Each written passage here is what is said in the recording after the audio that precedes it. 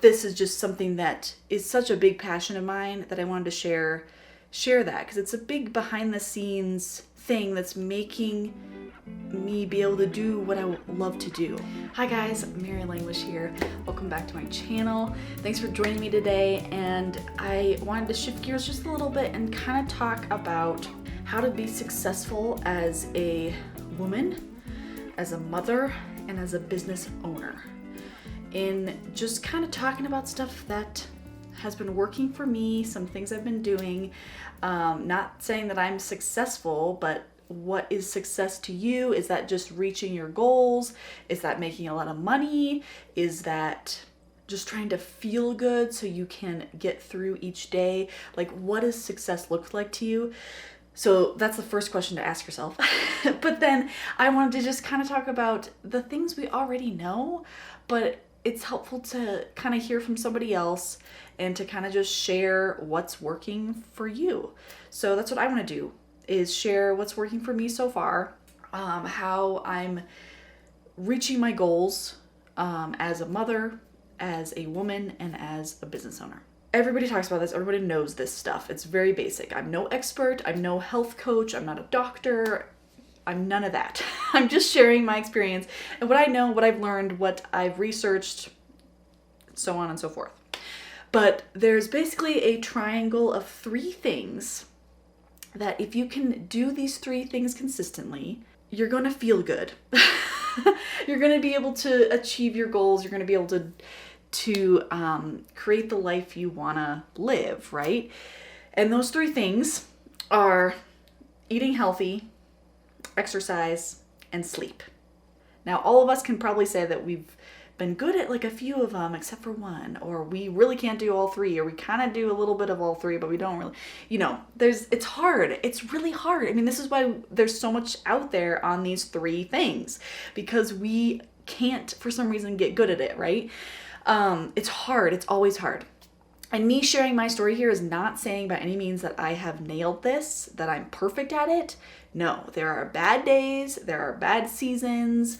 I'm just sharing with you what has been helpful up to this point. It's going to change, and I'm going to go through ups and downs like everybody does. But what I'm doing right now is really helpful that I just can't not share it with you. So that's why I'm making this video. But I can tell you that being a woman, being a mother, and a business owner, those 3 things together, getting them to kind of work together and happen most days, has been a life changer for me. But how do I fit it all in? How do I make it happen? How do I eat healthy? How do I exercise? How do I get enough sleep? And I think one of the overall things that we can learn from this is you want to try to manage your stress levels. I think we get a little bit, our society, our world is a little stressed out, right? And if that's affecting us personally or affecting our lives daily, you're going to see things like, you're going to be gaining weight when you don't want to gain weight. You're going to have headaches and anxiety and depression. And there's going to be all these negative side effects from letting that stress take over our lives and not implementing the triangle in sort of a daily way. That's kind of been my goal, is like, how can I deal with stress? Because there's going to be stress. You can't avoid that, using these 3 things. Okay. So all I have to say, those are the 3 pillars, just basic things. Again, I'm not an expert. I've only done my research and I love reading books about health and research and things like that. So that's just a passion of mine. So when I come across stuff that just makes sense to me, I'm like, yes, I want to share that with you. But one of the biggest things, a huge passion of mine, is this next section. How do I do these 3 things? And the first thing I've done, have changed in my life, is I've switched to an early morning routine. Now, before you go away from this video because you heard that, you're like, early morning routine, don't panic. I would have said the same thing. Actually, I did say the same thing at the beginning of this year before I started this. I was like, no way. My husband was going to do it, and I'm like, oh, I'm definitely not going to do that. But, you got to try it, especially if you're a parent. It's really kind of nice, like really nice. And when you get into the rhythm, like, I love it. So what happens is I go to bed, I get in bed, both my husband and I, at like 9. We read for about a half hour. I never read before, really. Like, I was like, oh, I have all these books I want to read, and I occasionally read a page here and there. Like, I did not read. And here I am reading every night for about a half hour and falling asleep as I'm doing it. I mean, it's a great, like, way to put yourself to sleep. So if you're like, oh, 9:30 is so early to go to bed. Not really once you're on a different schedule and you're reading before bed. It's a perfect, like, sleeping pill. And so we read for a half hour. We turn out the lights at around 9:30, 9:40, and we go to bed. We sleep for 8 hours. Set our alarms for 5:30, 5:40. We get up. What I do is I will, and the kids are still sleeping. I have a 1-year-old and a 3-year-old, in case you're curious. Kids are still sleeping. We creep around the house. It's kind of dark. I either stay in my pajamas or I maybe put on a workout, light, comfy outfit of some kind. And then I go to a different part of the house and I will do my Bible reading. I will do my prayer time, and I will do my workout for the day. Now, I only do like 10 to 20 minutes of a workout. Okay, short. It's super short, but I love it. It's just I do some cardio, or I do some strength stuff. I might do yoga. I might do yoga and a strength thing. Like, whatever I can do in like 10, 15 minutes. I don't really go past that. Sometimes maybe it goes to 30, but it kind of depends on how many other things I want to try to get done while the kids are sleeping. Then I might go after that, sneak back to the bedroom, bathroom, get myself ready for the day, whether that's getting dressed or my makeup, showering, those types of things. That means I am a step ahead of my kids. And that feels amazing. So then when the kids get up, I can make breakfast and I'm all ready for the day. I can focus on them. I can play with them. I'm a better mom because I got up early and did the things that were important to me before they were awake. So I would not knock it till you try it, because it has been a major life changer for me. We were night owl people. I mean, I wouldn't say I loved doing stuff at night, because I wasn't exercising at night, because I don't like to do that. I wasn't doing my spiritual stuff at night. I wasn't doing, like, none of that I was doing at night anyway. I was trying to work on business stuff at night, and it was not my best self. So this has been better. And it's really, I think the point of it is that you're kind of ahead of the day instead of like being dragged along, that feeling of like you've slept in. And we have days like this still.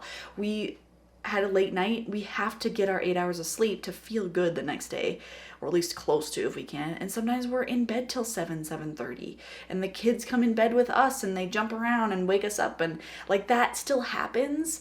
And those days can be a little, like, they're different. They feel harder to me. I'm still in this process of trying to figure out how do I make those days still end up being good days, because they can just start off a little rough because I'm just like being dragged along the day instead of being the one that's like, hey, let's get you guys dressed and let's go to the library. Like, that doesn't happen on a day like that. So anyway, there you go. That's one of the things I've done to change my life and to change the direction and to be a successful mom when it comes to the food and exercise. Being a woman, I firmly believe that we need to eat and exercise differently than men because of our menstrual cycles. So if you are not a menstruating woman anymore, this might not apply to you anymore. But if you are still having your monthly cycle, this way of eating and exercising is super beneficial for you. And what I do to eat and exercise differently because I'm a woman is called cycle syncing, where you're syncing your food and your exercise with where you are in your menstrual cycle. If you've never heard of this, I need you to go check out Woman Code, Alisa Vitti, who's the author of Woman Code, and it's all about this. It's amazing. She also wrote In the Flow. She is the owner-operator of Flow Living. You can look that up. And the MyFlow app if you want to track your cycle and all things menstrual cycle. But it has been life-changing. I've been cycle syncing for probably 6 years now. If you are a woman, you need to check it out because it is amazing. really our society and throughout history has not fully understood, because it is complicated, but has not fully understood or appreciated or realized how different women are than men, and that it's important for us as women to feel right, to not gain tons and tons of weight, to be able to produce children if that's something you want to do. We need to pay attention to this natural cycle, and we need to work with it, not against it. So again, this is none of my own content.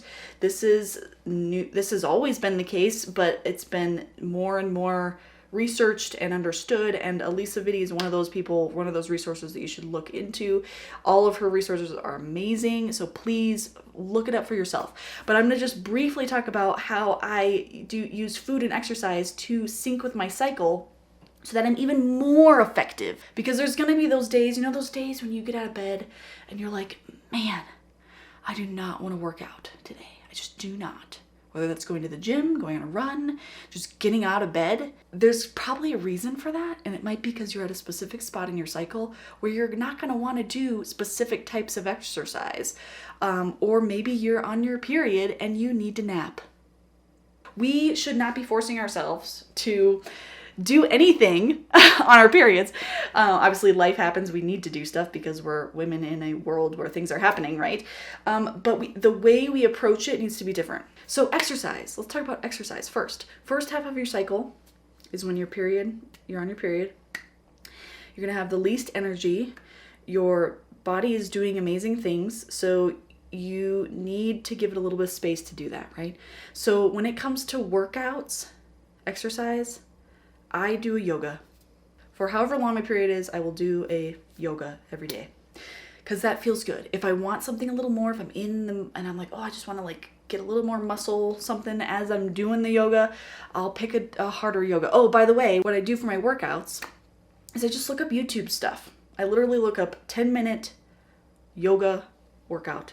Be specific. I want a 15-minute strength training or something, or I want a 10-minute stretch, or I want a 10-minute cardio workout, or HIIT workout or whatever. That's all I look up is these short 10-20 minute exercises on YouTube. It's free, it's easy, it's there. I like variety, so I like to just pick a bunch of random things and go with it depending on how I feel on that day, which is why I love cycle syncing, because back to the exercise, you're on your period, you might do a yoga. Follicular phase comes after your menstruating phase, and you start to get a little bit more energy. You almost want that cardio, you know what I'm talking about? You wanna go for a run, you wanna you wanna get your heart rate up. There's something in there that is urgent, and it's because of your cycle. So if that's how you feel, do it. So I do all my intense cardio workouts during my follicular and ovulation phase. I go all out, I'm trying, and again, it's only 10-15 minutes, but I am doing as much as I can in that 10-15 minutes, trying to get my heart rate up so hard to the point where it's oh, it burns. Do it. If it feels good, keep going. Then you hit the luteal phase. Luteal phase is when you start, that's the phase where you'll have PMS symptoms and things, which if you're cycle syncing regularly, you'll have less of that. But you're just gonna be sluggish because you're coming up on your period, right? And your energy starts to wane a little bit. But you want strength stuff in this phase. It's a little bit of a longer phase. So I'm doing the ones that got the push-ups and the yogas that you're really working on those legs and thighs. That stuff is it's beautiful. It feels amazing during that phase. Whereas in my cardio phase or menstrual phase, or my ovulation and menstrual phase, it doesn't feel the same, right? It's amazing how we are built in a way that these phases, we need different things. So that's exercise for you for those different phases. Food is similar. So because I'm cycle syncing, I'm basically meal planned for kind of the rest of my life. No, not really. Meal planned until, menopause. Is in your menstrual phase, when you're on your period, the best foods to eat. And again, this is all in the Women Code, Alisa Vitti stuff. You can look up a ton of stuff online about cycle syncing food. But I'm just gonna give you kind of a quick rundown. Menstrual phase, you want warm things, you want hot things, you want soups, you want really, really cooked vegetables, you want red meats. Those are the types of things you're gonna want or should try to have on your period. Do not eat that salad. You're not gonna want it anyway. Like, it's weird how, like, there's certain phases of the cycle I'm like, oh man, I just want a crunchy, cold, raw salad. And then the other phases I'm just like, oh, like, it's just not appealing to me. I want that roasted vegetable dish, you know? So you can see the difference. Like, there's a half of your cycle, menstrual and luteal and menstrual, that you're gonna want warm things, cooked things. You get a lot more nutrition that way. Your body doesn't have to break it down quite so hard. Okay, it's gonna be softer on the body during those phases that are a little more sluggish for you anyway. You want to be a little bit nicer to your body, right? And then the other half, which is the follicular and ovulation, where you're doing the cardio, you got more energy, you're happy, you're flirty, like that whole phase.